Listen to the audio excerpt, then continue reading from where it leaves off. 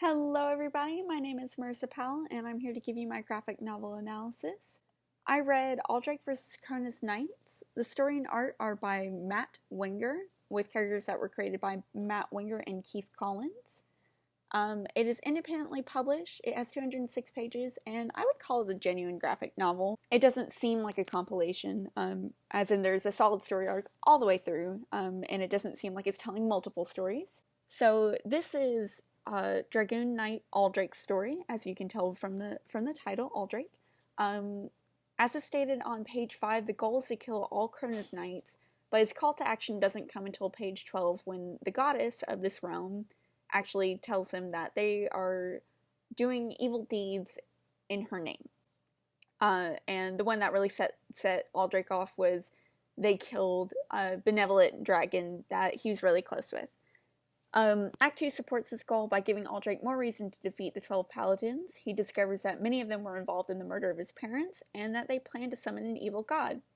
Not only that, but they also not necessarily kill the goddess, but they do embed her in stone, so she's kind of cursed through half of Act 2 up until the climax, where she breaks out and kind of defeats all the baddies and gets rid of the evil god. With that said, Act 2 ends on page 202, right after the climax, so the climax is page 200 to 202. And then Act 3 kind of finishes out for the last couple of pages. I'm going to really quickly throw in my recommendation for this, because I'm going to give you a fair warning. There is quite a bit of crude humor and crude language. If you're affected by that, if you're not into that, I don't recommend that you read this. If you are not influenced by this, if it doesn't bother you, I do recommend giving it a read. As much as I didn't want to like it going into it, by the time I started to get to know the characters, I was like, okay, like Yoshi, he kind of goes through a small character arc where he goes bad, back to bad, I should say. And Aldrake, although probably the most crude and humorous part of this book, he goes through a character arc that really shows us, oh wow, he did mature. So I do recommend reading it for the arcs and such. I'm probably not going to recommend this to my friends. There is a lot of crude humor. Some of the art doesn't make sense all the time. So I don't think that they would really be into that. Does the story have a solid story arc? I'd say so. There's a pretty clear beginning, middle, and end. The resolution is satisfactory. Over the course of the novel, Aldrake and Kaimek, also known as Yoshi, had character building moments that brought them closer and made them stronger. By the time the climax came around, there was real tension between characters and opposing goals. So, let me tell you a little bit about these characters. I'm going to tell you about their story arcs. Dragoon Knight Aldrake, he is the protagonist. Over the course of the novel, we see real change in the character, from naive, even merciless killing, to developing character bonds and mercy killing. So we see that we keep that killing, but the merciless is changed to mercy. We learn more about his past and how it influences his present. So we learn that Aldrake's parents were killed because Aldrake has a dark power about him. And then we learn that Kaimek, this Sphinx sorcerer, kind of takes him in and teaches him what he knows and makes him powerful, but then one day loses his power and he becomes this cat character named Yoshi. Speaking of Kaimek, we discover his past through memories and visions. We see him turn from a character that only cares about the survival of his treacherous kind, that's what my notes are here, into a selfless partner that aids in releasing the goddess from her prison. So when the goddess is imprisoned, Yoshi, who is Kaimek trapped in a cat body, discovers that he can change back into Kaimek. This is a little bit of a problem because Kaimek is searching to preserve his endangered species, because the Sphinxes, they were almost all wiped out, save Kaimek. He actually fights Aldrake at one point, and Aldrake is like, well, fine, if you're going to be that way, then I'm just going to have to kill you. And they fought it out. They had a little bit of issues going on for a moment, but they worked it out, and Kaimek actually saves Aldrake when he's about to be killed by, Gemini, Yvonne. So that's Kymek's character arc, and we see him move on to be an even better supporting character for Aldrake. Does the story establish and have effective transitions? Sometimes.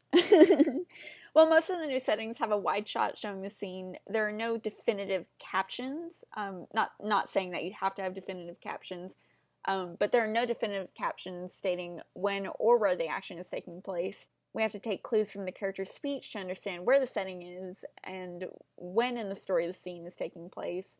But it stays pretty linear.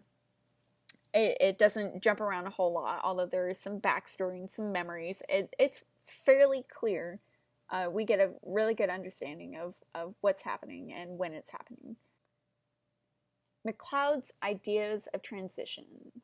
So this story is predominantly moment to moment, action to action, and subject to subject. So I'm going to give you a couple of examples. So page 10's pretty good about that. We see this character, he's a blind archer, and his name is Oton. Oton the blind archer. So we see Oton, he's talking to Kymek, and then all of a sudden he kind of gets choked.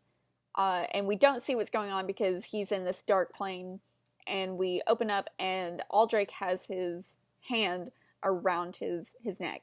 So we see this is subject to subject. We're given something and then we're given a reaction to it. So I'm going to give you a moment-to-moment example.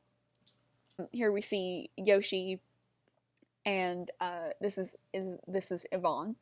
This is Gemini, before she turns into her weird Sphinx self, which, fun little fact, when she dies, we find out it's basically two goblins in a trench coat, I believe. Let's see. I'm sorry, two imps stacked on top of each other holding a broom. There it is. So we see here on page 128, they're going back and forth. It's moment to moment. They're just walking and talking, basically. And this occurs a lot over the course of this novel. Like I mentioned before, it's heavy moment to moment, but it is also pretty heavy action to action. It is definitely action-packed. So I'm going to skip up to page 134 real quick. Okay, so we're back with Yvonne and Kymek. So Yoshi transforms into Kymek, and they're talking about propagating the Sphinx race, and as we mentioned earlier, it's just two imps and a broom. So that's not happening. But on page 134, we see some action-to-action panels. We see Yvonne shoots some chains at Aldrake and captures him, and then in the last 3 panels, she's scratching his face off. So there's a good action example. I also have another one for you guys, 169. Gonna throw it up on the screen real quick. Okay, so some more action to action with Jarir and Sais. We see their fight going on, and this is kind of one of those moments where I had to look back at it again, where the artwork was just a little confusing. In the 4th panel, we see Sais kind of what she's doing is she's bringing Jarir in for a headbutt, which took me a minute to figure out, but that is what is happening. Does the story make use of the page as a mini comic idea? Yes. Unbelievably so. I when I went back to kind of look over and see if it used this idea, I found it used almost every single time. On the very last panel, there's some sort of cliffhanger, or there's something like pushing us forward to make us want to read more. And then when I thought about it, I read this over the course of 2 days because it just how my schedule works. And I remember having difficulty finding a place to stop.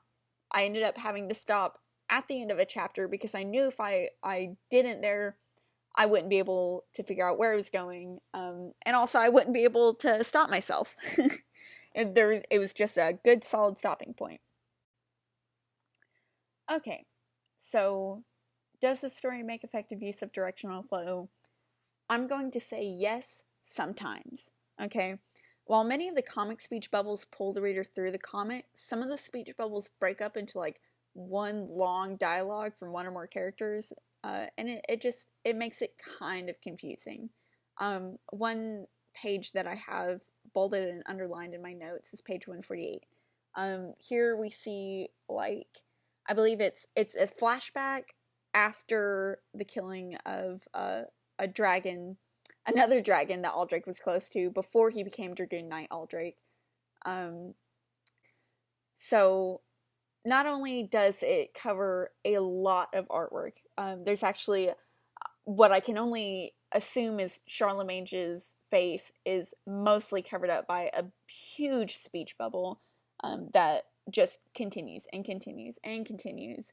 And then we get another really long speech from another character that honestly is super confusing to look at. It goes from the right to the left to the down to the right, and it's hard to look at and kind of hard to understand.